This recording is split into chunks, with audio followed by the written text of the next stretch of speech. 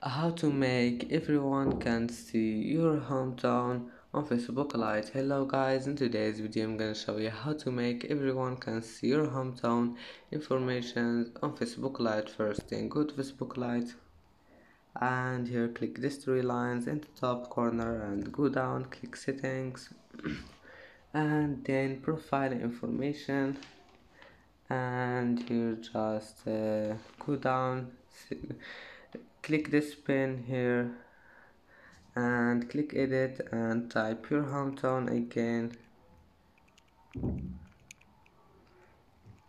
and then click on it and click here. And that's it for today's video.